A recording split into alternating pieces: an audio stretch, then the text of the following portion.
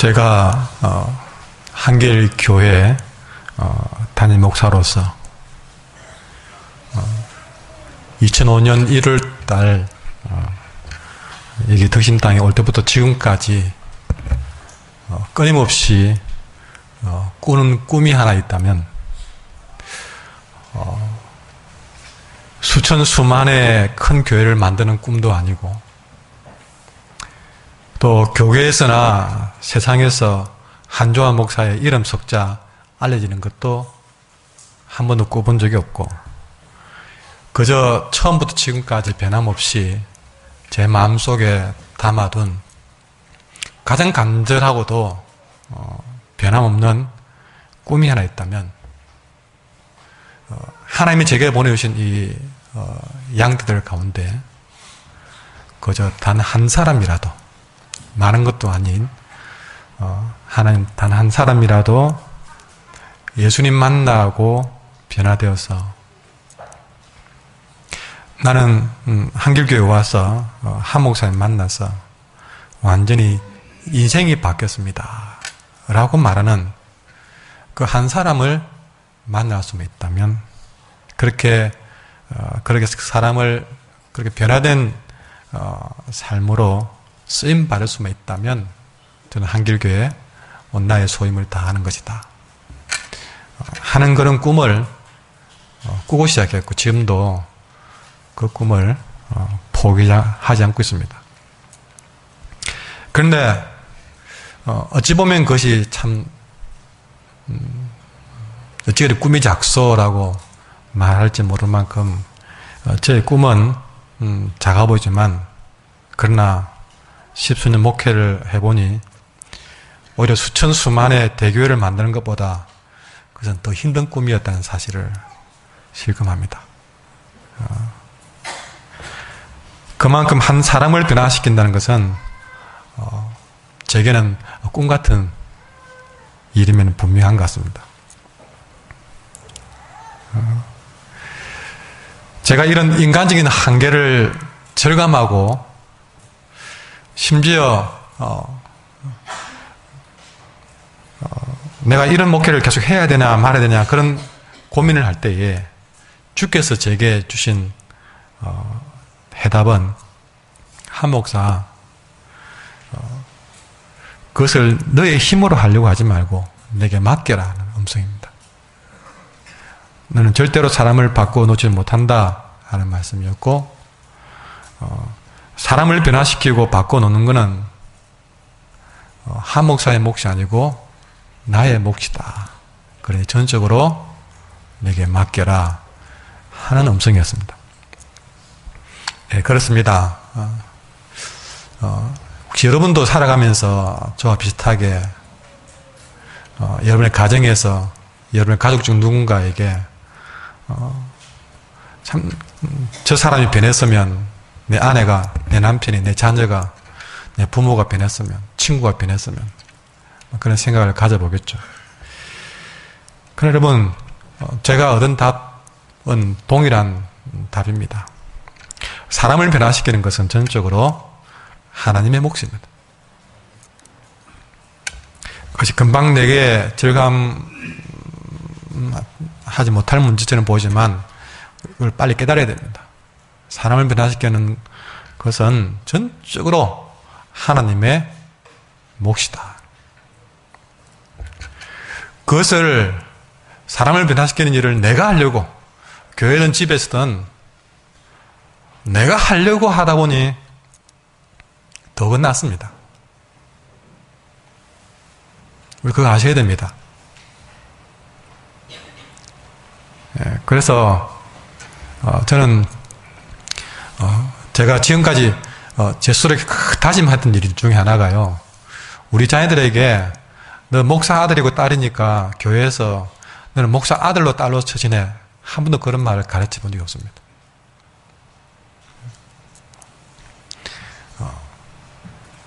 내 아이들을 교회에서 목사 아들로 딸로 키우는 것이 아니기 때문에 내가 낳아 키우지만 그 아이도 그 아이의 인생이 있기 때문에 스스로 하나님을 경험할 수 있도록 제가 옆에서 돌볼 뿐이지 저는 강요할 책임이 권한이 없는 거예요.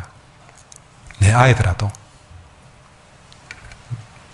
그저 믿음을 잘 자라는 게 그저 고마울 뿐이면 저는요. 그래서 앉혀놓고 너가 목사 아들로서 따라서 그러면 되니 하는 그런 잔소리는 안 해봤습니다. 만약 그랬다면 제가 그렇게 컸다면 저는 튈 것 같아요. 차라리 그 아빠가 목회하는 교회가 아닌 다른 교회에서 신앙생활하고 싶을 것 같아요. 차라리 내 아빠가 그냥 평범한 교인이면 좋겠다고 바랬을 것 같아요.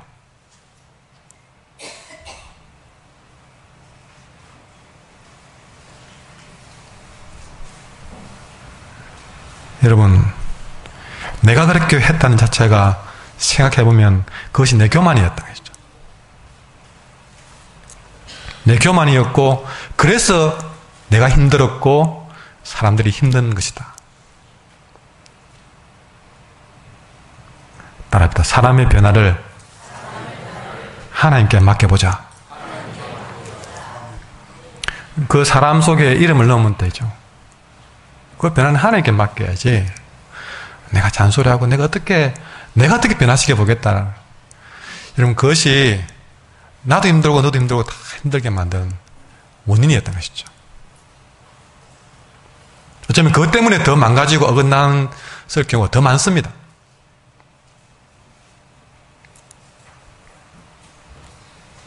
우리가 하나님께 맡기면 그걸 통해서 사람을 변화시키는 하나님의 놀라운 솜씨를 우리는 보게 될 줄 믿습니다. 그래서 오늘 말씀의 제목을 같이 읽어볼까요? 시작. 사람을 변화시키는 하나님의 솜씨.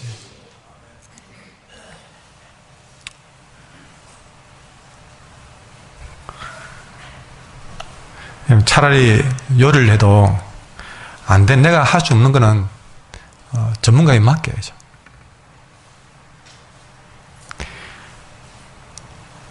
이렇게 요리도 그렇지만 사람을 변화시키는 것은 더더욱, 여러분, 중요한 원칙은 뭐냐면 내가 낳고 키우긴 하지만 사실은 이 땅에 생명을 주신 분은 하나님이시고 사람을 지으시고 그 사람의 인생의 모든 종합적인 계획을 가진 분은 하나님이신데 그런 분이 사람을 변화시켜 나가야지.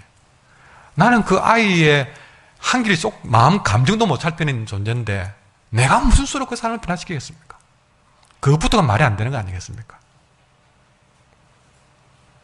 하나님은 그 사람에 대한 태초부터 종합적인 완벽한 계획을 가진 분이에요. 그리고 그 사람을 변화시키는 능력을 다 가진 분입니다. 그분이 그 사람을 변화시켜야죠. 내 말 한마디 통하지 않는 그 사람이 내 자녀라고 내 남편이라고 아내라고, 그거는 시작부터가 잘못된 일이었습니다. 그것부터 내가 낸 문제 내려놓아야만이 하나님의 솜씨는 시작될 것입니다. 그래서 오늘 하나님의 한 사람을 변화시키는 이 하나님의 놀라운 솜씨를 우리가 좀 더 면밀하게 보기 위해서 저는 오늘 여러분들을 다메섹으로, 이 다메섹은 예전부터 동양의 진주라는 별명이 붙은, 지금은 저 시리아의 수도 다마스커스, 바로 그곳이 다메섹입니다. 이 다메섹으로 여러분을 안내하려고 합니다. 거기서 하나님이 사람을 어떻게 변화시키는가를 여러분은 자세히 볼 수 있기를 바랍니다. 그 얘기가 오늘 사도행전 9장에 나오는데, 여러분, 이 사도행전의 9장의 시작을 보면 9장 1절은 다메섹이 아니라 예루살렘에서 사건이 벌어집니다. 자, 이 9장의 예루살렘으로 가보면 사울이라고 한 청년이 아주 막 열정이 막 눈빛이 팔팔 타고 동작도 굉장히 민첩한 야무진 그런 한 청년이, 사울이라는 이름 청년이 그 눈빛에서부터 위협과 살기가 등등했다. 성경 기록하고 있습니다. 1절에 보시면요, 위협과 살기가 등등하여.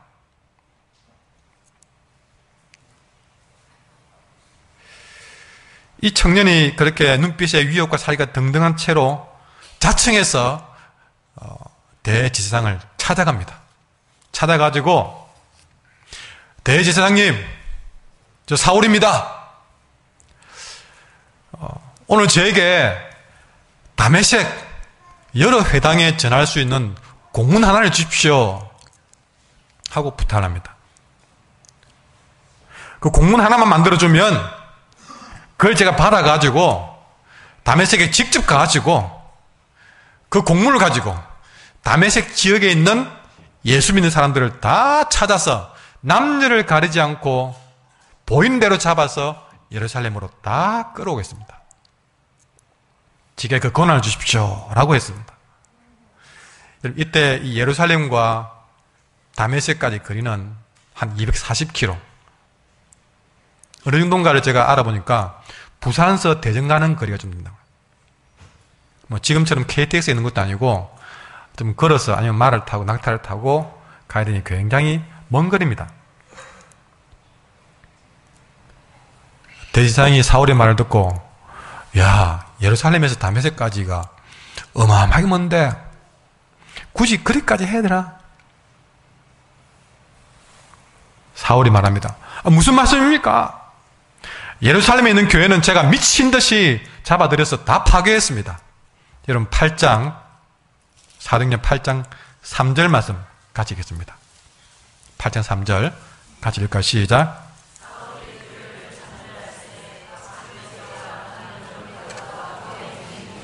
예, 이 사울이 교회를 잠멸했다는 거죠. 예루살렘 교회에 여러분 다니면서 앞장서가지고 미친 듯이 잡아들였습니다. 이제 예루살렘 교회는 다 흩어져 버렸습니다. 그러니 이 사울의 말이, 이제는 다메섹에 있는 교회를 제가 파괴할 차례입니다 하고 이야기한 것이죠. 그렇게 대제사장으로부터 다메섹에 회당에 보낼 공문을 받아가지고 다메섹을 향해서 위협과 살기가 등등하게 올라가는 사울이 다메섹에 거의 가까이 왔을 때에 갑자기 하늘에서 빛이 팍 그를 둘러 비춰버렸습니다. 그 방식은 어떤 것인지는 도무지 설명이 안 되는데 이 사울이 말에서 떨어질 만큼 순간적으로 강력한 빛이 이 사울을 둘러쳐버렸습니다. 말에서 떨어졌어요.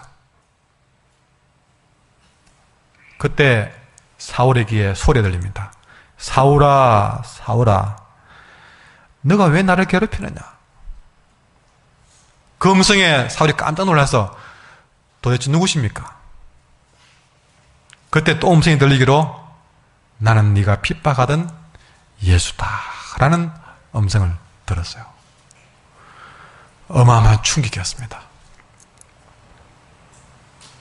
그렇게 이 다메섹에서 핍박자 사울과 그의 핍박을 받던 예수님이 극적으로 만남이 이루어진 것입니다. 이 만남은 사울의 인생을 바꿔놓았습니다. 사울의 인생을 바꿔놓았어요.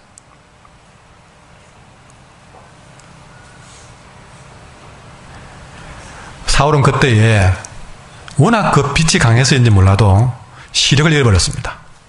시력을 잃어버린 채로 사람들에 의해서 부축을 받고 직가라는 곳으로 실려가게 됩니다.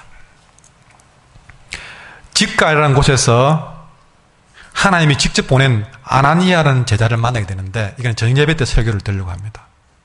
오늘 저녁예배까지 설교를 들으면 더 종합적으로 이 말씀이 이해될 것 같은데요.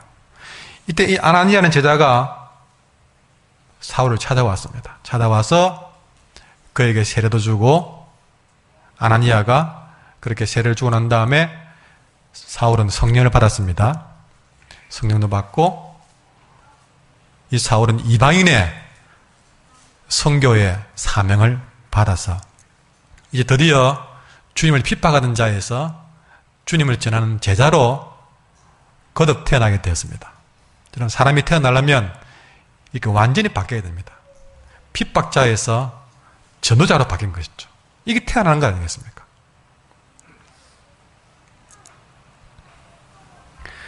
그래서 저는 사도행전 9장을 이렇게 하나의 영화 제목처럼 바꿔봤어요. 따를까요? 사울이 달라졌어요. 예. 그렇게 붙여도 될 것 같아요. 사울이 달라졌어요. 물론 사울이 이렇게 변화되고 달라지기까지는 여러 사람들이 역할을 했습니다. 다메섹이라는 곳에서는 아나니아라는 제자가 한 역할을 했습니다. 그리고 예루살렘에서는 26절과 27절에 보면 또 바나바라고 하는 제자도 역할을 했습니다. 이렇게 한 사람을 변화시킨 데는 여러 사람이 쓰임 받는데 이건 역시 저녁에 말씀을 드리려고 합니다. 그러나 여러분, 아무리 아나니아와 바나바가 역할을 했다 할지라도 이들은 사울이 달라졌습니다 하는 인생 역전 드라마의 조연에 불과하고 진정한 사울이 달라졌습니다 라는 이 드라마의 진정한 감독과 진정한 주인공은 하나님이 있다는 거죠. 그러니 이 사도행전 9장 이야기는요, 사울 한 사람의 변화를 위한 하나님의 섭리와 솜씨가 숨가쁘게 진행되고 있는 것을 우리에게 마치 신앙 간증이라도 하듯이 생생하게 전해주고 있는 것입니다. 우리는 오늘 이 9장을 통해서 여기 한 사람 사울이 변해가는 모습을 우리가 보면서 이 한 사람을 변화시키는 하나님의 솜씨가 얼마나 놀라운지, 얼마나 두렵게 느낄 만큼 놀라운지 우리는 거기에 주목해서 보셔야 될 줄 믿습니다. 여러분, 사울이 얼마나 놀랍게 변했는지 오늘 이 9장에는 표현되어 있는데요. 이 사울의 놀랍고도 즉각적인 변화를 현장에서 두 눈으로 목격한 사람들의 반응을 성경은 두 측면에서 기억해놨습니다. 하나는요, 그동안 사울에게 모진 핍박을 받아왔던 그 교회와 성도들의 반응입니다. 사울이 변화되고 난 다음에 이 사울의 변화가 얼마나 즉각적이고 얼마나 놀랍게 변했는지 21절에 보면 다 놀라니 사울 보면 깜짝 놀라는 거예요.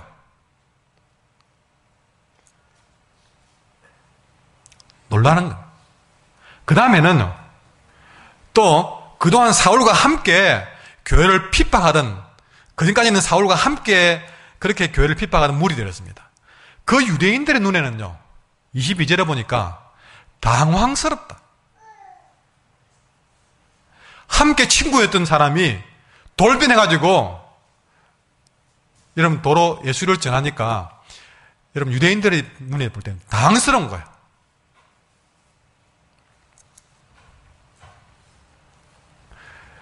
그 정도로 사울은 엄청나게 변한 겁니다.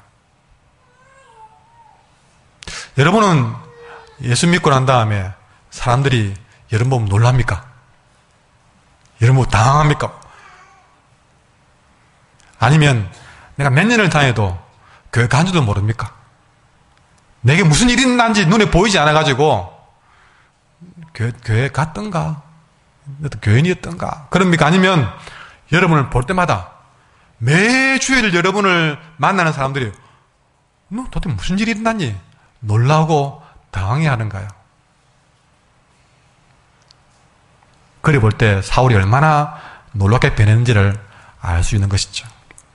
이 변화된 사울의 삶, 여러분 죽게 대해서 대단한 위협과 살기로 다메섹을 향했던 사울이 원 그림대로라면 그렇게 다메섹에 가서 수많은 성도들을 잡아서 예루살렘을 끌고 내려와야 자연스러웠을 사울이 다메섹에 올라가서 변해가지고 오히려 성도들을 잡아오는 것이 아니라 자기가 앞장서서 주님을 전파하는 사람으로 변화되는 삶을 살았으니 여러분, 우리는 이것을 예사로 볼 수 없습니다. 그래서 그가 어떻게 변화된 삶을 살았는지를 보아야 되고 이 사울을 변화시킨 하나님의 솜씨가 얼마나 놀라운지 우리는 한번 봐야 되겠습니다. 첫 번째로 그럼 어떻게 변했을까? 따라할까요? 사는 이유가 달라졌습니다. 여러분, 사람이 살아가는 이유가 바뀐다는 것은 쉽지 않은 일입니다. 아까 말했잖아요. 사람 진짜 안 바뀝니다. 안 바뀌어요.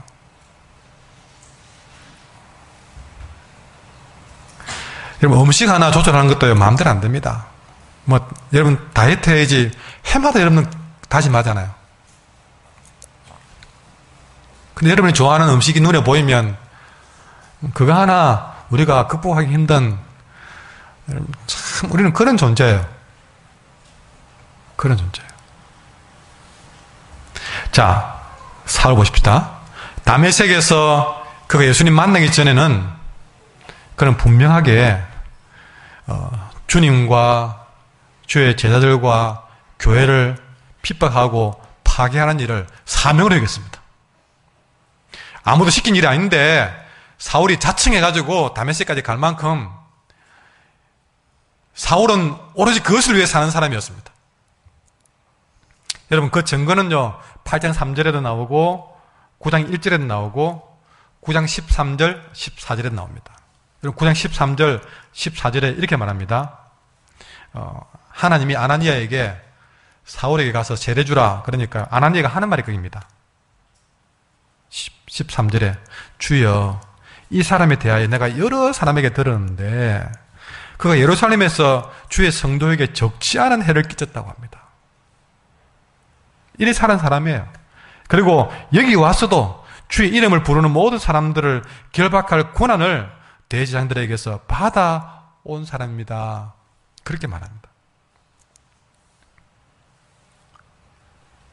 이런 인생을 사울은 살아온 사람입니다. 그러나 이제는 그가 엄청난 위협과 살기로 박해를 하던 바로 그 예수를 거꾸로 돌아서서 박해한 것이 아니라 그가 박해하던 바로 그 예수를 온 세상에 이방인들에게 그리고 그와 함께하던 유대인들에게 전하는 사람으로 변화된 것입니다. 20절에 보시면요, 즉시로 예수가 하나님의 아들이심을 전파했다. 누가요? 사울이. 22절에 사울은 힘을 더 얻어서 예수를 그리스도라 증언했다. 29절에 주 예수의 이름으로 담대히 말했다. 이거는 사울에게서 보지 못한 일입니다. 볼 수 없는 일이었습니다. 그것을 사람들이 볼 수 있게 되었습니다. 이렇게 변화된 사울의 모습을 보고 사람들은 말합니다. 21절에 보니까 사울이 전하는 말을 들은 사람들이 놀래서 하는 말이 그런 말입니다. 이 사람은 본래 예루살렘에서 예수 이름을 부르는 사람들을 마구 죽이던 그 사람이 아닌가. 아까 13절에서 아나니아가 했던 말이나 21절에서 지금 변화된 사울을 보는 사람이나 다 동일한 말을 하는 거예요. 예수 믿는 사람들은 다 죽이던 사람이 아닌가. 여기 다메섹까지 온 것도 그들을 잡아서 대제사장에게로 끌고 가려는 것이 아니었던가. 예, 맞습니다. 사울은 그런 사람 맞습니다. 본래 그리 사는 사람입니다. 사울은 지금까지 그렇게 살아왔습니다.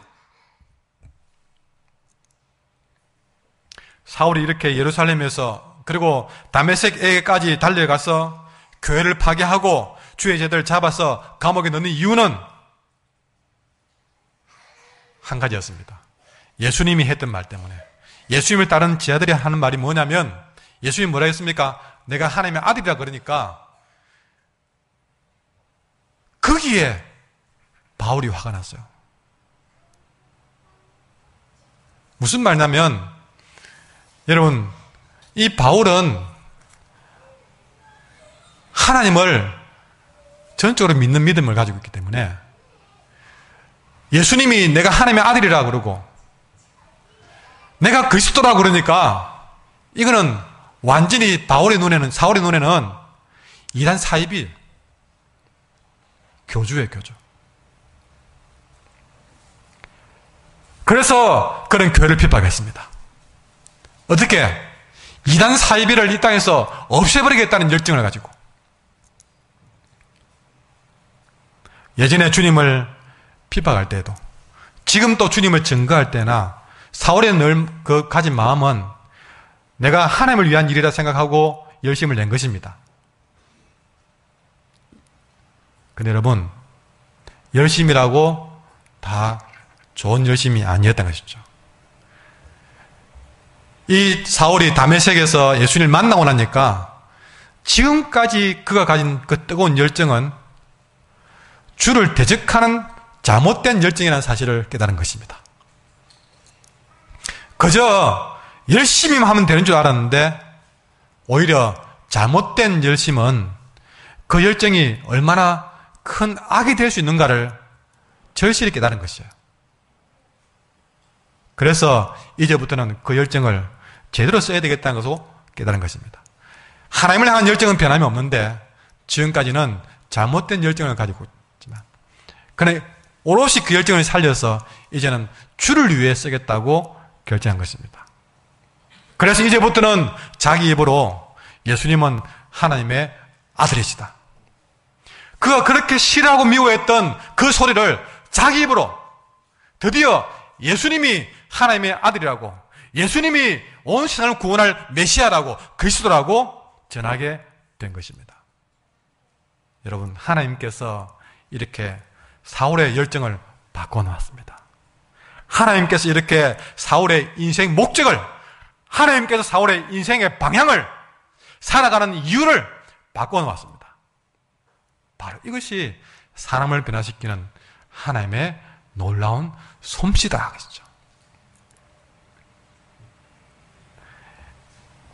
이렇게 사람을 변화시키는 하나님의 솜씨는 가장 캄캄한 어둠조차도 그분 손에만 가면 가장 밝은 빛으로 바꿔지는 것이 하나님의 솜씨입니다.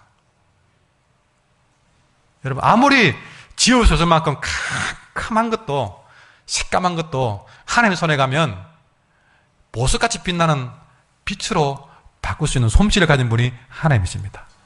하나님 손에 못 바꿀 것이 없다는 뜻입니다. 세상에서 제일 악한 사람 데리고 와도 하나님 손에는 다 빛으로 바꿀 수 있는 솜씨를 가진 분이십니다. 최악으로 칠할 수밖에 없었던 사울의 인생이 가장 빛난 인생으로 바뀌어진 것은 하나님의 솜씨였습니다. 이렇게 우리 예수님은 내가 살아가는 삶의 이유를 바꿔놓는 주인이시고 그 솜씨를 가진 분이십니다. 그분께 여러분 인생을 맡겨보지 않겠습니까? 하나님께 내 인생을 맡겼어요. 그래야 내가 살아가는 이유를 바꿀 수가 있습니다. 내가 다짐한다고 결심한다고 노력한다고 되는 것이 아닙니다. 하나님께 맡겨야만이, 하나님의 솜씨로 바꿔놓아야만이 내가 살아가는 이유를 바꿔놓을 수 있습니다. 세상이 놀랄 만큼 바꿔놓을 수 있습니다. 두 번째, 따라합시다. 그가 만나는 사람이 달라졌습니다. 첫 번째는 사는 이유가 달라지고요, 두 번째는 만나는 사람이 달라졌습니다. 사울이 예수님 만나기 전까지는 사울이 늘 만나는 사람이 누구였냐면요, 예수님과 교회를 박해하는 데 앞장섰던 대제사장, 율법사, 서기관들, 바리새인들, 주로 그들과 함께 만났습니다. 여러분, 우리 아이들 친구들이 누군가 보면 압니다. 어떻게 사는지 알 수 있습니다. 우리 교인들 일주일 중에 누구를 많이 만나는가 보면 그분의 신앙 상태, 살아가는 것 딱 답이 나옵니다. 아니, 여러분이 일주일 생활 가운데 누구를 만나느냐가 여러분의 현 주소예요. 예수님 만나기 전에는 사울은 늘 그런 사람들을 만났습니다. 그러니 항상 그런 사람, 교회를 박해하는 사람들을 만나니까 늘 생각과 이야기는 교회 박해하는 것밖에 이야기가 안 됩니다. 여러분, 며느리들만 딱 모아보십시오. 한 달만 지나면요, 만나는 얘기마다 남편 이야기, 시댁 이야기밖에 안 할 겁니다. 그래 돼요. 만나면 그래 돼요. 만약에 그렇게 잘하는 그런 사람을 여러분 어르신들 속에 딱 넣어놔면요, 그 다음은 그런 얘기는 할 일도 없고, 그러니까 만나는 사람마다 이야기거리가 달라져요. 만나는 사람마다. 다메섹에서 사울이 예수님 만나고 난 다음부터는 여러분 성경에 보십시오. 이 사울이 만나는 사람이 달라져 버렸어요. 19절에 사울이 다메섹에 있는 제자들과 함께 며칠 있었다. 26절에 사울이 예루살렘에 가서 제자들과 사귀었다. 28절에 사울이 제자들과 함께 있어 예루살렘에 출입했다. 만나는 사람이 달라졌습니다. 심지어 여러분, 지금까지 핍박자였잖아요. 특히 예루살렘 교회는 사울이 유명합니다. 사울을 피해 다녔습니다. 교인들이요. 그런데 사울이 변화되어서 예루살렘 교회로 돌아온다고 할 때는 처음에는 벌벌 떨었습니다. 아이고, 지금 무슨 꿍꿍이 속으로 사울이, 그래가지고 사람들이 예루살렘 교회 오는 것을 싫어했습니다. 무서워했습니다. 그때 바나바가 나서가지고 변했다고, 믿어달라고. 여러분, 그럴 때에 처음에 사람들이 사울을 두려워할 때 얼마나 자존심 상하겠습니까? 내가 교회까지 왔는데도 불구하고 안 반겨요. 안 만나줘요. 밥 먹는데 나 혼자만 뚝 들어앉혀놓고 저끼리 밥 먹고, 아이고 좀 믿어보려고 했더니 아무도 나를 인정 안 해주네. 섭섭할 정도로 안 반겨줘요. 그러나 바울은 자존심 다 내려놓고 끝까지 예루살렘 교회를 출입하면서 나가 변화된 것을 확인시켜 주었습니다.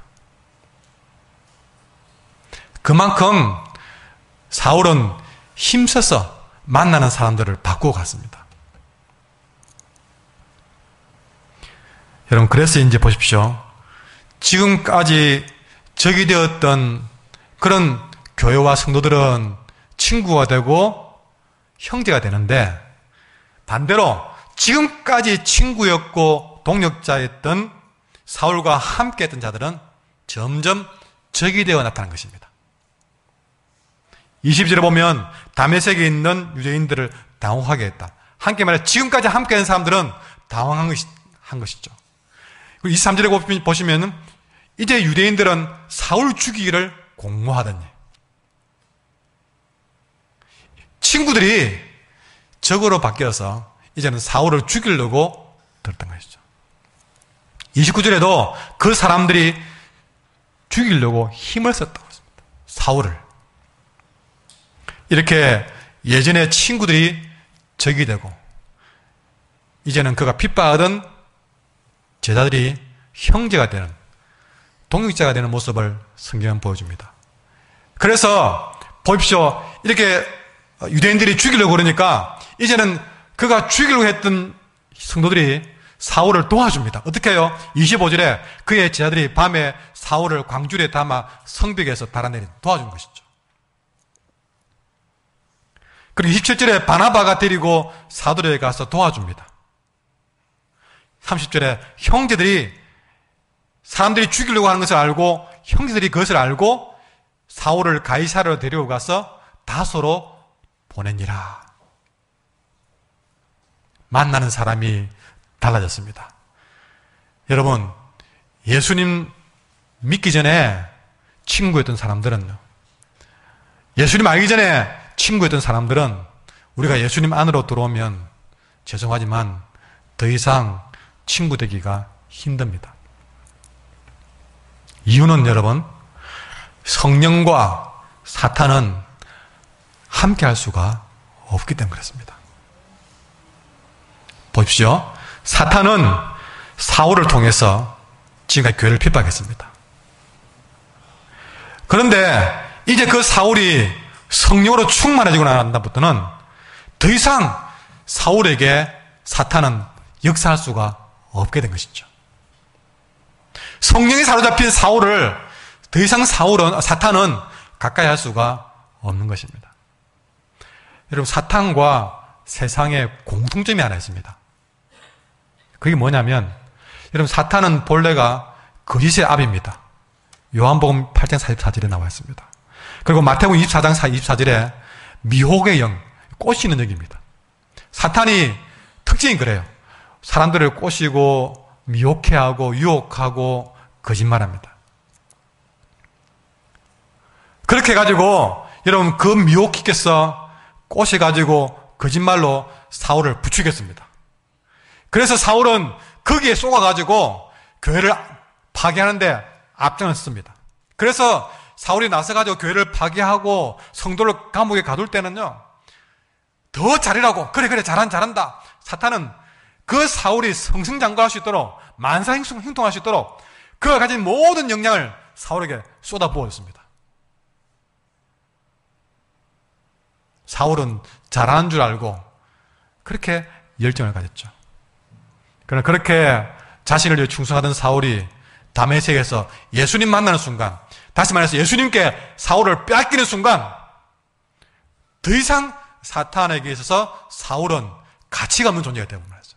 지금까지는 사탄이 써먹은 존재지만, 그래서 온갖 것 도와줘가면서 마음껏 악한 일을 하도록 써먹었지만, 예수님께 사울을 뺏기는 순간부터 사탄에게 사울은 더 이상 가치가 없었어요. 여러분, 여기입니다. 사탄에게 가치가 없는 순간부터 사탄은 돌변합니다. 오늘 사울에게 한 반응이 이겁니다. 완전 돌변해서 지금까지 사울이 사탄을 위해서 얼마나 충성했느냐, 아무 의미 없습니다. 바로 사울을 죽이려고 합니다. 가치가 없으면, 용도 폐기되면 바로 사탄은 죽이려고 드는 것이 특징이라는 것이죠. 여러분, 제가 안 믿는 가정에서 크다 보니까 그걸 많이 느끼는데, 제가 집안에서나 어디나 사실은요, 절대 어른들에게 말 한마디 못하는, 그야말로 죄송하지만 제 스스로 말해서 이상하지만 순종 덩어리였어요. 어른들 말이라면요, 깜빡 죽었습니다. 예수 믿고 나서도 변함없었어요. 이모를 만나든 삼촌을 만나든 그렇게 하는 게 당연한 줄 알고 그렇기 때문에. 근데 내 삶에는 변화가 없는데 단지 예수 믿는 것 때문에 모든 친척들이 돌변하는 거예요. 돌변하는 거. 핍박하기 시작하고 무시하기 시작하고 깔보기 시작하는데요, 견딜 수가 없게 하는 거예요. 내가 정말 잘못한 것도 없고 더 내가 잘하려고 몸부림치는데도 아무 의미가 없어요. 무조건 그냥 예수 믿는 것 하나 때문에 핍박하는 거예요. 여러분, 예수님을 따랐던 사람들, 예수님이 살아서 여러분 예수님을 따르는 사람들 보십시오. 마찬가지입니다. 예수님이 죽은 자 살리고 병든 자를 고치고 500리의 기적으로 마음껏 먹이고도 남길 만큼 기적을 베푸니까 사람들은 환호를 했으면 몇 천명 몇만 명이 따라다니면서 예수 호산나 그러면서요, 우리의 왕이 되어달라고. 오죽했으면 예수님이 밤 배 타고 몰래 도망갈 정도였어요. 도망을 가서 배를 타고 내려보니까 벌써 바다로 돌아가지고요, 배보다 먼저 와가지고 짠, 우리가 와있지 그러면서 예수님을 따른 사람들입니다. 그랬던 사람들이 예수님 빌라도 법정에 잡혀가니까요, 죄인이 신분되고 나니까 한순간에 돌변해가지고 곧바로 저 사람을 십자가에 못 박으라고 소리치는 썩랑궁중으로 바뀐 것을 보게 됩니다. 이것이 세상이고 이것이 사탄의 섭리예요. 사탄의 종로로 탈 때는 온갖 달콤한 짓 다 하다가 조금만 우리가 그에게 가치가 없어지면요, 죽일 듯이 달려드는 것이 사탄의 속성이라고 했습니다. 그러나 여러분, 이거 아십니까? 사탄은 실수하는 거예요. 이거 아셔야 됩니다. 사울처럼 세상에서 그리고 사탄에게서 그렇게 완전히 여러분 용도 폐기, 죽일 듯이 여러분 버림받을 때 여러분 그것이 슬고 두렵습니까? 아니에요. 우리가 예수님 때문에 세상에서 사탄에게 그렇게 철저하게 죽일 듯이 완전히 버림받는 그 순간, 그때가 하나님이 사울을 쓰기에 가장 좋은 일꾼이 되는 사실을 아셔야 됩니다. 그렇게 사탄에게 세상에서 완전히 버려져야만이 하나님이 그 사람을 변화시키는 솜씨가 더 잘 나타날 수가 있다는 것을 사탄은 모릅니다. 여러분, 왜 내가 아직도 변화되지 못하는 줄 아십니까? 아직도 우리가 양다리 걸치고 옛사람을 벗어버리지 못한 것은 아닌지,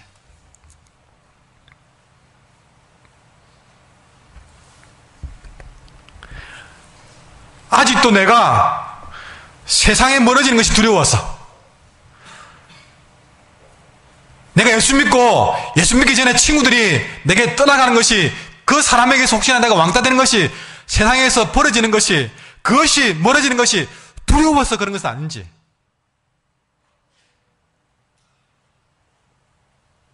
아직도 내가 만나는 사람들, 친구가 달라지지 않은 것은 아닌지. 여전히 주일은 교회에 와서 주님을 만나지만 내가 사는 현장에서는 여전히 주님을 모르는 그 친구들 속에서 살아가니, 내 친구가 만나는 사람이 안 달라지니 내가 변하지 않은 겁니다. 아직도 거기들 속에서 내가 버려지는 것이 두려워서 내가 변해지지 않은 거예요. 기억하십시오. 성령과 사탄은 공존할 수 없다는 것입니다. 예수님을 제대로 만났다면 만나는 사람도 달라져야 됩니다. 사울은 지금까지 만나던, 그렇게 존경하고 함께하던 사람들이 적이 될 만큼 끊어져도 그걸 두려워하지 않았습니다. 새로운 만남에 나를 환영해 주지 않아도 그는 목숨 걸고 새로운 만남을 위해서 살았습니다. 그랬기 때문에 그가 변화된 것입니다.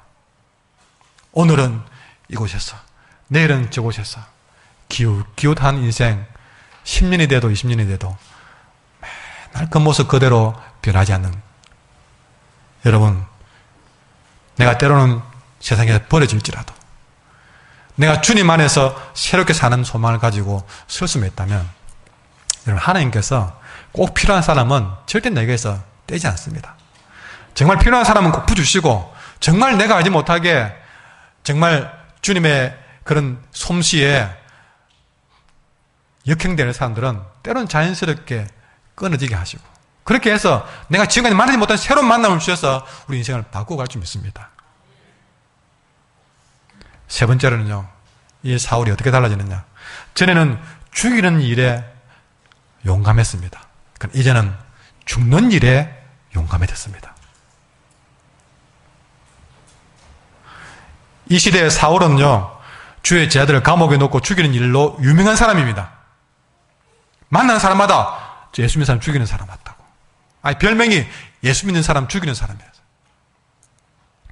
그러나 주님을 만난 이후부터는 오히려 자기를 죽이려고 하는 사람들이 많아졌습니다. 어딜 가나 자기를 죽이려는 사람밖에 없습니다. 사탄이 정색을 하고 그의 종들과 동원해서 사울을 죽이려고 하니까요, 정말 사울은 어딜 가나 죽음의 위기 앞에 놓였습니다. 그러나 놀라운 것은요, 더 이상 사울은 주를 위해, 복음을 위해 죽는 일을 두려워하지 않게 됐다는 것이죠. 오늘 성경에 보면 어딜 가나 유대인들 앞에 당당히 서가지고 예수님이 하나님의 아들입니다, 예수님이 메시아입니다, 그리 말하면요 죽습니다. 왜? 사울이 그런 사람을 죽이려고 했기 때문에 잘 압니다. 그 누구보다도 다니면서 예수님이 하나님의 아들이라 말하면 그는 죽는 일인 줄 사울이 잘 알고 있습니다. 그죠? 자기가 그렇게 해왔기 때문에. 얼마나 그런 사람들을, 여러분, 자꾸 죽이려고 하는 사람들이 많은지 사울은 잘 알고 있습니다. 그럼에도 불구하고 사울은 그렇게 말하는 것을 두려워하지 않습니다. 다시 말해서 죽음을 두려워하지 않는 것이죠. 우리가 지금 전도하러 가니까 아무 핍박도 없고, 예, 알겠습니다, 그러니까 그렇게 보십니까? 지금은 이 사울은요, 목숨 내놓고 그 일을 해야 됩니다. 목숨을 내놓아야만이 사람들 앞에, 그것도 유대인들 앞에, 내가 알고 보니 예수님이 하나님의 아들이요 라는 말하는 것은 목숨 내놓는 일이었어요. 근데 그렇게 말했던 것은 절대 사울이 죽는 것을 두려워하지 않았던 것이죠. 그런 사울이 뭐라 했는지 아십니까? 고린도전서에서 따라가요. 나는 날마다 죽노라. 여러분, 난 날마다 죽노라 그랬습니다. 세상에 이런 말하는 사람 누가 있겠습니까? 그러나 사울은 그렇게 바뀌었습니다. 나는 날마다 죽는다고 말하는 사람으로 바뀌었습니다. 세상에 죽기를 원하는 사람 아무도 없을 것입니다. 그런데 바울은 나는 날마다 죽기를 원한다고 말합니다. 세상에 태어나는 것도 힘들고 사는 것도 힘들지만 죽는 것은 더더욱 힘듭니다. 여러분, 제가 한때는, 지금은 당뇨가 다 나았지만요, 당뇨 때문에 치료받을 때 제일 싫은 것 중에 하나가요, 매일 그거 바늘로 찍어서 피내는 거예요. 약 먹는 것도 번거롭지만 매일 피를 내서 당 수치를 검사하는 것이 너무 괴로웠어요. 그것을 기계 있잖아요, 이렇게 퐁 쏘는 거, 바늘로 하는 거 있잖아요. 그걸 여기 대고 한 5분 10분을 대고 있습니다. 그 스위치를 못 눌려가지고요. 아파서. 사실은 크게 안 아픈데 그 뿅 하고 안 아프게 만든다는데 아파서 수치를 5까지 올리는데요, 3까지 해놓고 그런 것도 그게 안 눌려져요. 때는 눈물 날 정도로 안 눌려져요. 그렇게 피를 댔는데 또 우지 자문해가지고 떨어가지고 수치가 안 오서 에라 나면요, 화가 엄청납니다. 또 찌려야 되니까요. 그런데 여러분, 그것도 힘든데 죽는 건 얼마나 힘듭니까? 세상 사람들은 살려고 바라보는 치지 죽으려고 사는 사람 없습니다. 근데 사울은 날마다 죽어야 된다고 말합니다. 그냥 죽는 겁니까? 예수님 안에서 죽어야 된다고 합니다. 왜 그랬는가? 그렇게 죽어야만이 새로 태어나는 줄 알기 때문에. 내가 그렇게 안 죽으면 예수님 안에서 새로 태어날 수 없다는 것을 알기 때문에. 지난번 설교, 니고데모의 설교를 통해서 말씀드렸습니다. 물로 거듭나지 아니하면, 다시 말해서 내가 철저히 회개하고 죽지 않으면 새로 태어날 수가 없기 때문에, 그걸 알기 때문에 사울은 나는 날마다 죽노라 그랬습니다. 그런 사울이 갈라디아서 2장 20절에 뭐라 했습니까? 내가 그리스도와 함께 십자가에 못 박혔나니 그런즉 이제는 내가 산 것이 아니요 내 안에 그리스도께서 사신 것이라. 내가 십자가에 못 박혀 날마다 죽어야만이 내가 살지 않고 내 안에 그리스도가 사는 것이다. 이제 내가 육체 가운데 사는 것은 나를 사랑하사 나를 위하여 자기 몸을 버리신 하나님의 아들을 믿는 믿음 안에서 사는 것이다. 여러분, 우리는 예수님과 함께 십자가에서 죽어야 예수님과 함께 새로운 모습으로 태어날 수 있습니다. 그런데 나 혼자 죽는 것이 아니라 예수님과 함께 죽는 것이에요. 그래야 예수님과 함께 사는 것인 줄 알기 때문에 이제 사울은 담대하게 예수는 하나님의 아들이라 말하면서 죽는 것을 더 이상 두려워하지 않는 인생으로 바뀌게 된 것입니다. 이렇게 사울은 변화되었습니다. 이렇게 주를 위해 날마다 죽으셨던 사울을 하나님은 들어서 하나님 나라를 위해서 크게 사용했습니다. 여러분, 그가 죽으니 그가 이렇게 새롭게 쓰임받는 큰 일꾼으로 다시 태어나지 않습니까? 지금까지는 철저한 핍박자의 사울의 모습이었지만 그가 십자가에서 철저히 죽으니, 날마다 죽으니 이제는 하나님이 마음껏 쓸 수 있는 큰 일꾼으로 다시 태어나지 않습니까? 그러니 사람들이 사울을 볼 때 놀라지 않을 수가 없고, 그러니 유대인들이 당황하지 않을 수 있는 것입니다. 그만큼 하나님의 솜씨는 놀랍게 사람을 변화시킵니다. 이 사울을 얼마나 변화시켰는지 그 결과물이 31절에 나와 있습니다. 31절 말씀 같이 읽겠습니다. 시작. 그리하여 온 유대와 갈릴리와 사마리아 교회가 평안하여 든든히 서가고 주를 경외함과 성령의 위로로 진행하여 수가 더 많아지니라. 여기에 그리하여, 이 말은 여러 말을 넣을 수 있습니다. 사울이 변화되니까, 하나님의 솜씨가 이렇게 사람을 변화시켜 놓으니까 그리하여, 그가 날마다 죽으니까, 사울이 만나는 사람이 달라지니까, 사울이 사는 인생이 바뀌니까 그리하여 온 유대와 갈릴리와 사마리아 교회가 평안하여 든든히 서가더라.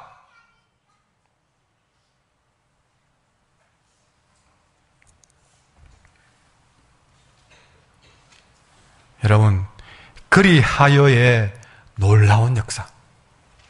하나님의 솜씨가 아니고서는, 여러분, 하나님이 사람을 변화시킬 수 있는 이런 솜씨가 아니고서는 꿈꿀 수 없는 일입니다. 제가 한 사람의 변화를 꿈꾸는 이유가 여기 있습니다. 한 사람 사울이 인생이 바뀌니까 교회가 바뀌고 세상이 바뀌는 것이죠. 명확히 지적합니다. 유대와 갈릴리와 사마리아 교회다. 여러분, 이 이야기는 주님이 당부하신 모든 일이 다 들어가 있습니다. 주님이 부활 승천하시면서 요 사도행전 1장 8절에 여러분, 그들에게 마지막으로 당부하는 말씀, 성령이 너에게 임하면 너희가 권능을 받아서 예루살렘과 유대와 사마리아와 땅끝까지 이르러 내 증인들이라 그랬는데, 그 1장 8절의 부탁이 오늘 사울의 변화를 통해서 나타난 것이에요. 하나님이 수천 명을 바꾸었습니까? 아니에요. 사울 한 사람을 놀라운 솜씨로 바꿔놓으니까 그리하여 이 역사가 일어나더란 것입니다. 하나님은 언제나 사람의 생각을 넘어서서 역사하시는 분이십니다. 놀랄 정도로, 당황될 정도로. 놀랍게도 초대교회는 이 사울이라는 사람의 손에 의해서 철저하게 유린당하고 핍박당했습니다. 잘못되고 끝난 줄 알았습니다. 아니요. 그렇게 사울의 손에 의해서 철저히 파괴되었던 초대교회는 하나님의 솜씨로 놀랍게 바꾸는 사울이라는 사람의 변화를 통해서 완전 새로운 교회로 거듭나 지금 온 세상을 뒤엎게 되었습니다.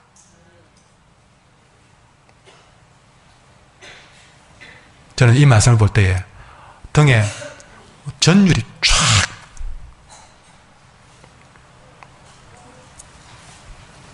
핍박과 시련이라는 보이지 않는 그 밑그림 속에 이렇게 놀라운 새 그림을 하나님이 그려놓으신 것이죠. 그것을 위해서 사울을 변화시킨 것입니다.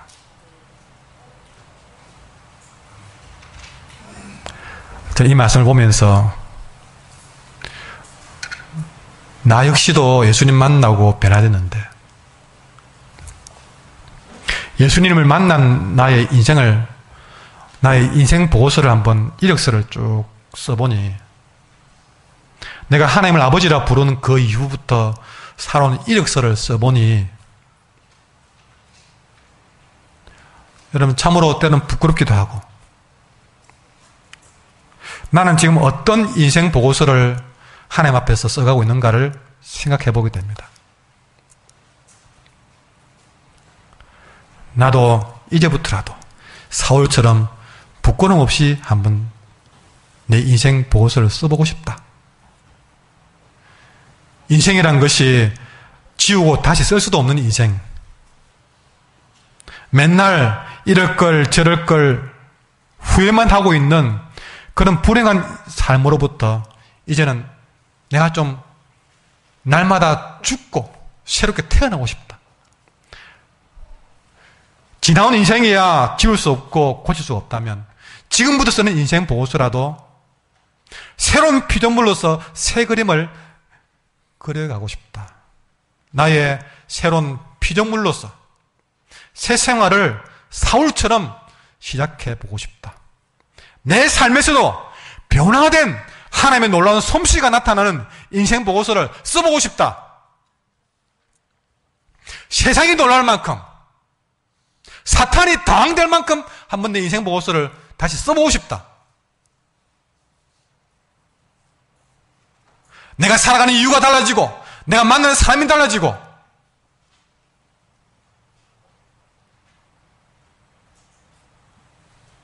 날마다 죽노라 했던 그 고백이 내 고백이 될 수 있는, 이것이 여러분 나의 인생이고 싶다.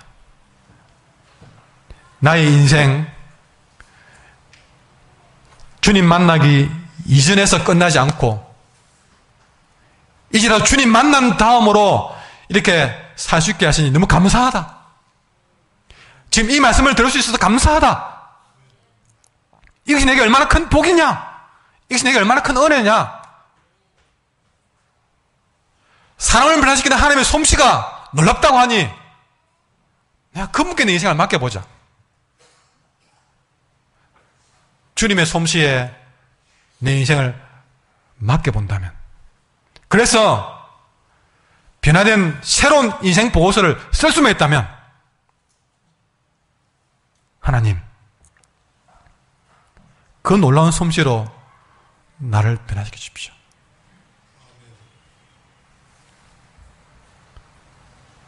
제게 새로운 소망이 생겼습니다. 그 놀라운 솜씨로, 사울을 만진 그 솜씨로 나를 변화시켜 주십시오. 그래서 나도 사는 인생의 이유가 달라지게 도와주시고, 만나는 사람이 달라지게 하시고, 죽음도 두려워하지 않는, 그래서 정말 주님 쓰시는 일꾼으로 변화시켜달라고. 한 걸음 더 나가서 아직도 여러분 곁에 도무지 변화될 수 없어 보이는 사람이 있습니까? 포기하지 마십시오.